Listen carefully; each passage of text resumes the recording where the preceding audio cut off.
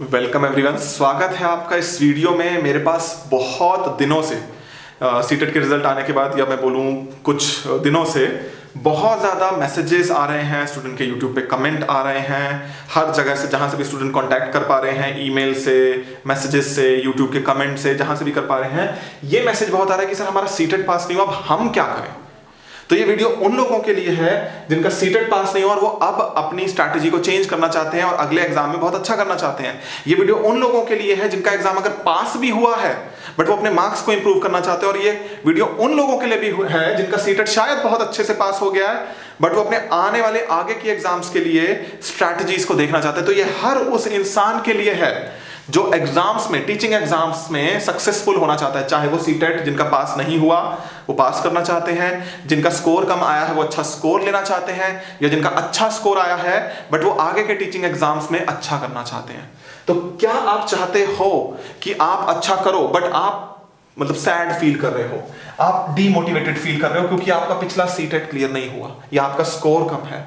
क्या आप चाहते हो कि आपका स्कोर भी इतना अच्छा आए कि आपका स्कोर 139 आए, आपका स्कोर 140 आए और इस तरह से हम आपकी marksheet, photos, actual roll number के साथ दिखाएं? तो क्या आप चाहते हो कि आप इस लायक बनो कि आपका भी इतना अच्छा स्कोर आए? तो ये वीडियो आपके लिए, और ये सिर्फ सीटेट के लिए नहीं, किसी भी टीचिंग एग्जाम की अगर आप तैयारी कर रहे हो उसकी हम बात कर रहे हैं। तो आपको जो आपने पहले नहीं किया वो अब करना पड़ेगा, क्योंकि जाहिर सी बात है अगर आपका एग्जाम क्लियर नहीं हुआ तो आपकी कुछ कमियां हैं, या आपका अगर स्कोर कम है तो आपकी कुछ कमियां हैं, या अगर आपका स्कोर बहुत अच्छा भी है बट आप आने वाले एग्जाम्स के लिए सोच रहे हो कि उनमें हमें और अच्छा करना है, तो जाहिर सी बात है आपको वो करना पड़ेगा जो आपने अब तक नहीं किया, है ना। जो करना तो वही है जो अब तक नहीं किया। तो क्या करना है? सबसे पहली चीज, एक्सेप्ट योर मिस्टेक। लोग क्या गलती कर रहे हैं, लोग हमें मैसेज कर रहे हैं और अलग अलग जगह हमने देखा लोग सीबीएसई को ब्लेम कर रहे हैं कि हमारा स्कोर कम आया या हम फेल हो गए जी, सीबीएसई ने आंसर की गलत दिया है। Stop blaming CBSE. सीबीएसई ने आंसर की में ज्यादा से ज्यादा एक क्वेश्चन गलत दिया होगा, अगर आपके 12 नंबर कम रह गए हैं एग्जाम क्लियर करने से तो आपकी गलती है। Stop blaming CBSE, blame yourself. कमी कहां पे है? कमी यह है कि आप सिर्फ 90 नंबर लाने की कोशिश कर रहे थे। कमी यह है कि आप सिर्फ ये कोशिश कर रहे थे, देखो 90 वाला क्या होता है, पास होता है ना, तो आपको क्या कोशिश कर रहे थे कि फेल नहीं हो जाए। आप कोशिश कर रहे थे कि 90 आ जाए, चाहे ज्यादा ना आए बट 90 आ जाए। गलती आपकी है और आपको सबसे पहली चीज अपनी गलती को एक्सेप्ट करना पड़ेगा कि हां आप छोटा सोच रहे थे, कि हां आप कम सोच रहे थे, कि हां आप सिर्फ फेल होने से बचने की कोशिश कर रहे थे और आप फेल हो गए, या आपका स्कोर बहुत कम आ गया। तो आपको ये समझना है, छोटा जो एम है वो आपको ना बड़ी सफलता नहीं दिलाएगा। अगर आप गोल ही छोटे रखोगे, एम्बिशंस ही छोटे रखोगे, तो आपको सक्सेस बड़ी नहीं मिलेगी। Stop thinking small. छोटा सोचना बंद करो। Stop making small goals. छोटे गोल्स बनाना बंद करो। एक्सेप्ट योर मिस्टेक कि आपने छोटा गोल बनाया था। स्टॉप ब्लेमिंग सीबीएसई कि उन्होंने पास नहीं किया आपको। लोग ऐसा कर रहे हैं, नहीं करना है। तो first thing is accept your mistakes. गलती आपकी है, इसको एक्सेप्ट करो। दूसरी चीज, अब ठीक है कोई बात नहीं हुआ, ठीक है, मिस्टेक को एक्सेप्ट किया। Now you have to make a strategy. इस बार आपको दिमाग अलग तरह से चलाना पड़ेगा ना, स्ट्रैटेजी बनानी पड़ेगी जो शायद आपने पिछली बार नहीं बनाई। तो मेक अ स्ट्रैटेजी। क्या स्ट्रैटेजी बनानी पड़ेगी? First thing, identify weakest subject. आप आइडेंटिफाई करो कि आपका सबसे कमजोर सब्जेक्ट क्या है। वो मैथ्स हो सकता है, वो इंग्लिश हो सकती है, वो सोशल साइंस हो सकती है, वो कुछ भी हो सकता है। तो first of all identify that subject. करो आइडेंटिफाई और आज से ही उस सब्जेक्ट पर काम करना स्टार्ट करो। नेक्स्ट सीटेट जुलाई से पहले नहीं होगा, लेट हो सकता है बट पहले बिल्कुल नहीं होगा। You have plenty of time. अभी मार्च चल रहा है, मार्च, अप्रैल, मई, जून, कम से कम 4 महीने पड़े हैं, ज्यादा भी हो सकते हैं, कम से कम 4 महीने तो पड़े हैं। तो you have 4 months to study. हाँ, कम से कम 4 महीने हैं। उन 4 महीनों में कहां काम करना है? वीकेस्ट सब्जेक्ट को ढूंढकर उसको सुधारना है। Work on your base. अपने बेस पर काम करना है। फॉर एग्जाम्पल आपका मैथ्स वीक है तो आप डायरेक्टली अगर क्वेश्चन उठाओगे एग्जाम के, वो आपसे नहीं हो रहे, तो फर्स्ट बेस पे काम करो, थोड़े आसान वाले क्वेश्चन करो, फिर इंप्रूव करके हार्ड वाले पे आओ, है ना। तो बेस पे काम करो।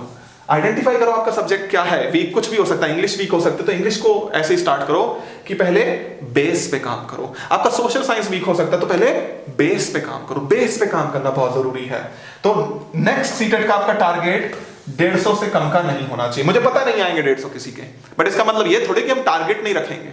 हम टारगेट तो रखेंगे ना, नहीं आएंगे कोई बात नहीं, बट अब अगर आप टारगेट ही 90 का रखोगे तो भाई कहां से आएंगे ज्यादा नंबर। आप टारगेट ही 90 का रख लो, आप 150 का टारगेट रखो, 140 तो आएंगे, 135 तो आएंगे। आप टारगेट ही 90 का रखोगे तो कहां से आ जाएंगे इतने नंबर। तो छोटे टारगेट मत रखो, बड़े से बड़ा टारगेट जो रख सकते हो रखो।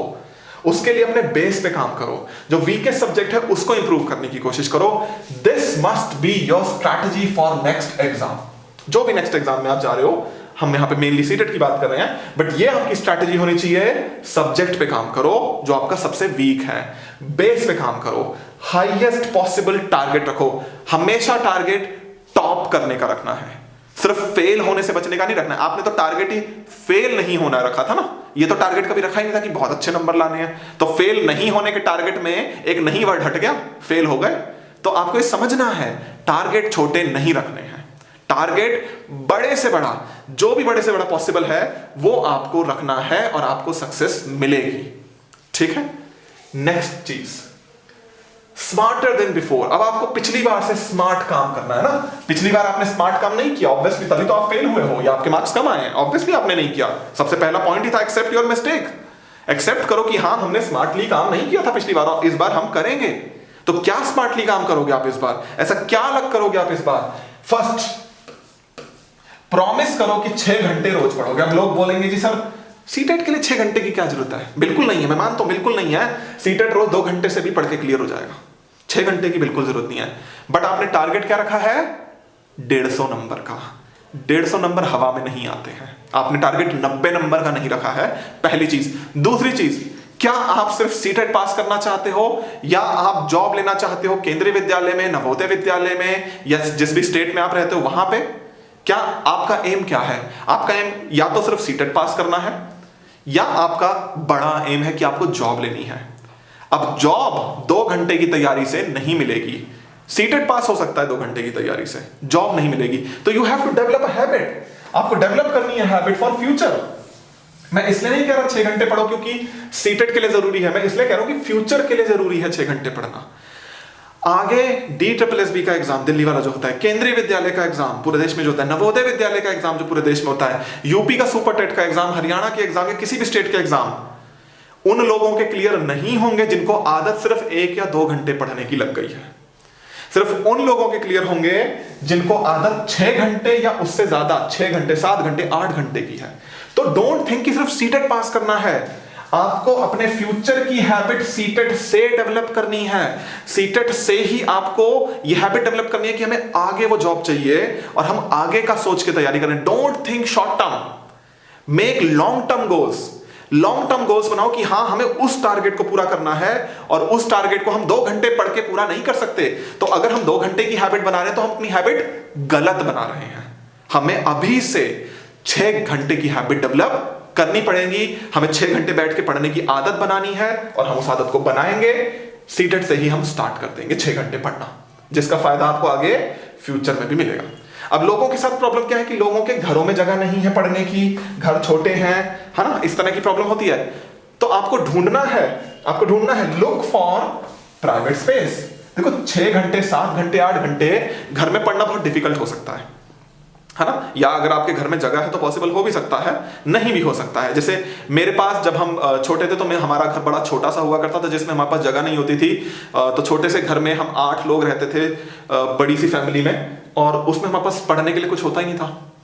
बट टाइम के साथ सिचुएशन सुधरी, कुछ हुआ, और फिर एक ऐसा टाइम भी आया कि जहां पे मेरे पास अपना पढ़ने के लिए एक अलग कमरा हुआ करता था, जहां पे मैंने बहुत मेहनत करी। तो अगर आपके साथ ऐसी सिचुएशन इंप्रूव नहीं हो रही है, कोई बात नहीं। नाउ यू हैव लाइब्रेरीज, अलग अलग जगह पे लाइब्रेरीज हैं। अगर लाइब्रेरी आपके घर के आसपास नहीं है तो ढूंढो कोई सुनसान जगह जहां पे आप पढ़ सको। पढ़ने के लिए ढूंढनी है सुनसान जगह, ठीक है। तो पढ़ने के लिए लुक फॉर प्राइवेट स्पेस, जहां पे आप वो 6-8 घंटे बिता सको। मैं आपको ना रियल स्टोरी बताता हूं स्टूडेंट्स की, जो कि केंद्रीय विद्यालय के लिए मेरे पास तैयारी करते थे। पता कैसे पढ़ते थे? लाइब्रेरी जाके, लाइब्रेरी क्या है, सिटिंग रूम है, मतलब सिर्फ बैठने की व्यवस्था है वहां पे, पढ़ने के लिए किताब नहीं है, किताब अपनी लेके जानी है। सुबह घर से निकल जाते थे स्कूल टाइम की तरह कि 8 बजे 7 बजे घर से निकल लिए खाना पैक करा के, ठीक है, सुबह थोड़ा बहुत खा के खाना पैक करा के निकल लिए, आए लाइब्रेरी पहुंचे, लाइब्रेरी में फीस लगती है बैठने के लिए, तो फीस दे रखी है उन्होंने महीने की, मान लो 700-800 रुपए, तो वहां पे फीस दे रखी है।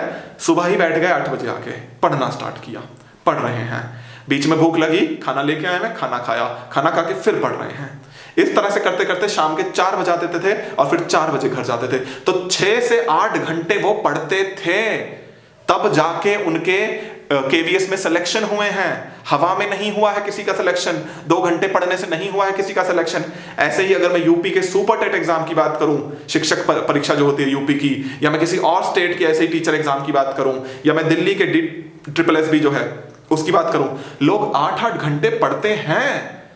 तो डोंट थिंक कि आप 2 घंटे की हैबिट डाल लोगे सीटेट में, वो आपको आगे फ्यूचर में भी हेल्प करेगी, बिल्कुल नहीं करेगी। So you have to make a habit of studying at least 6 hours from now. आज से ही आपको 6 घंटे की हैबिट डेवलप करनी है। सिर्फ सीटेट का नहीं सोचना है, लॉन्ग टर्म सोचना है फ्यूचर का। और इसके लिए आप प्राइवेट स्पेस ढूंढो, अगर आपके घर में बन रहा है बनाओ, अगर आपके घर में नहीं बन रहा है बाहर ढूंढो, लाइब्रेरीज में ढूंढो, आपको मिलेगा, आपको ढूंढना पड़ेगा, ये आपके फ्यूचर का सवाल है, ठीक है। नेक्स्ट, अब बात करते हैं स्टडी मटेरियल की। यहां पे हम पर्टिकुलरली सीटेट की ही बात कर रहे हैं। स्टडी मटेरियल की अगर बात करें, देखो लोग क्या गलती करते हैं, लोग ढूंढते हैं शॉर्टकट, नोट्स, बिल्कुल ढूंढते हैं। तो लोगों की प्रॉब्लम क्या है, वो नोट्स पे फोकस करते हैं कि नोट्स मिल जाए, बस नोट्स मिल जाए। मुझे भी पता है यूट्यूबर ना बड़े नोट्स बेच रहे हैं, कोई 500 रुपए में SST के नोट्स बेच रहा है, कोई फ्री में कोई और नोट्स बेच रहा है। हमारे पास भी है, लाइक EVS के नोट्स हमारे टेलीग्राम चैनल पे आपको मिल जाएंगे, मैं भी अभी नीचे डिस्क्रिप्शन में लिंक दूंगा, फिर से आप डाउनलोड कर सकते हो। बट द पॉइंट इज, या तो आप उन नोट्स को पढ़ लो, उससे भी अच्छा है आप जिस बुक में से, जिस NCERT बुक में से वो नोट्स बने हैं, आप उसको पढ़ो।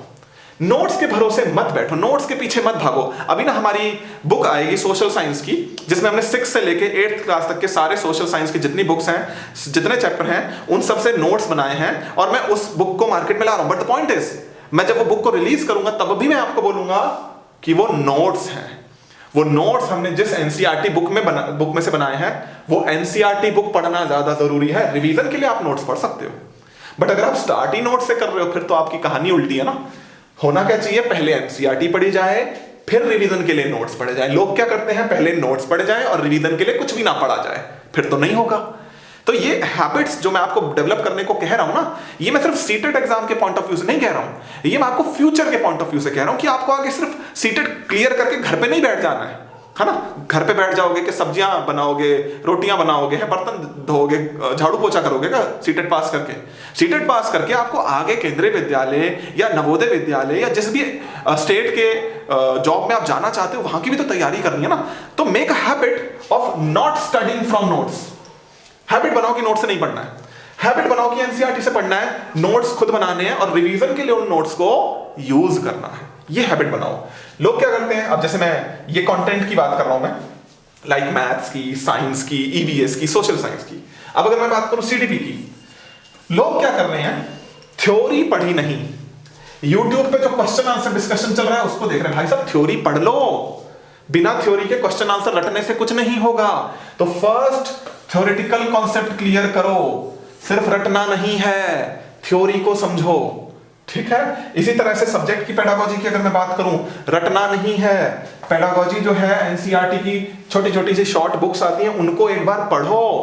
वो बुक्स अगर आपको नहीं मिलती हैं, मैं हिंदी मीडियम, इंग्लिश मीडियम, दोनों मीडियम में, मैथ्स की, साइंस की, सोशल साइंस की, उनकी बुक्स NCERT की जो सब्जेक्ट पेडागोजी की आती हैं, नीचे डिस्क्रिप्शन में लिंक दे रहा हूं, डाउनलोड करो, उनको पढ़ो। NCERT वाले बेवकूफ नहीं है जिन्होंने सब्जेक्ट पेडागोजी के लिए बुक्स निकाली, NCERT वाले बेवकूफ नहीं है जिन्होंने सब्जेक्ट के कंटेंट के लिए बुक्स निकाली। CDP में भी ऐसी जो थ्योरी लिखने वाले पियाजे वाइगोत्स्की, वो पागल नहीं है, उन्होंने समझने के लिए लिखी है थ्योरी। आप MCQ करके थ्योरी नहीं समझ सकते, बट आप थ्योरी की वजह से MCQ जरूर कर सकते हो। Focus on theory, focus on concept building. MCQ को रटना नहीं है, नोट्स को रटना नहीं है। ये बहुत बड़ा चेंज है जो लोगों को लाने की जरूरत है, बहुत बड़ा चेंज है। लोग क्या ढूंढते हैं, शॉर्टकट। नोट्स क्या है, शॉर्टकट है ना। एमसीक्यू क्या है? डायरेक्ट शॉर्टकट है। शॉर्टकट के भरोसे सक्सेस नहीं मिलती। शॉर्टकट के भरोसे एक छोटी सक्सेस मिल सकती है, बट एक बड़ी सक्सेस कभी नहीं मिल सकती। तो there is no shortcut of success, specially big success shortcut से नहीं मिलने वाली। एनसीईआरटी पढ़ो, थ्योरी पढ़ो, एनसीईआरटी की पेडागोजी वाली जो बुक्स हैं वो पढ़ो, डायरेक्ट क्वेश्चंस मत करो, पहले थ्योरी पढ़ो, ठीक है? तो इस पे फोकस करो। ये स्ट्रैटेजीज आपको सिर्फ सीटेट में हेल्प नहीं करने वाली है, ये स्ट्रैटेजीज आपको सीटेट के बाद जो आपकी एक्चुअल लाइफ शुरू होगी ना, जहां पे आप रियल में टीचिंग एग्जाम्स में बैठोगे, जहां पे रियल कंपटीशन है। सीटेट में तो कोई कंपटीशन ही नहीं है, हर 90 नंबर लाने वाला पास हो जाता है। कंपटीशन तब होगा जब बहुत सारे लाख लोग बैठेंगे और वैकेंसीज कुछ हजार होंगी, रियल कंपटीशन वो होगा। तो सीटेट बहुत बड़ी चीज नहीं है। क्वालिफाई हो गया अच्छी बात है, नहीं हुआ कोई बात नहीं, हार मानने की जरूरत नहीं है, बट मेहनत करने के तरीकों में बदलाव लाओ। आपको बहुत बदलाव लाने की जरूरत है। अगर आपके सिर्फ एमसीक्यू के भरोसे सब कुछ करना या नोट्स के भरोसे सब कुछ करना चल रहा है, तो आपको अपने में चेंज लाने की जरूरत है। And bring this change from now on, अभी से इस चेंज को लाना शुरू करो, ठीक है?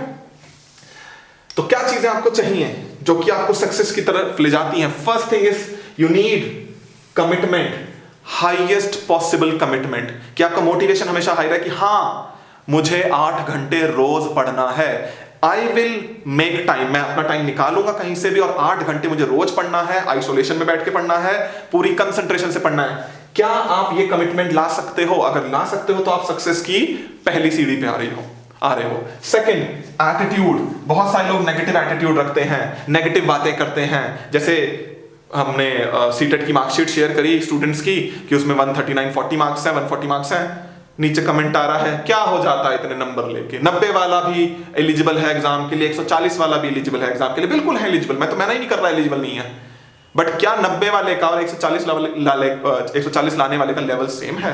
बिल्कुल नहीं। तो ऐसे नेगेटिव लोगों से बच के रहो, ऐसे नेगेटिव एटीट्यूड वाले लोगों से दूर रहो जो कहते हैं अरे बस इतना ही कर लो, दिक्कत क्या है, यूट्यूब पे तो ज्ञान बांटने वाले हैं ही बहुत ज्यादा, अरे बस 90 नंबर की तैयारी करो, 90 नंबर की तैयारी मत करो। Change your attitude and consistency.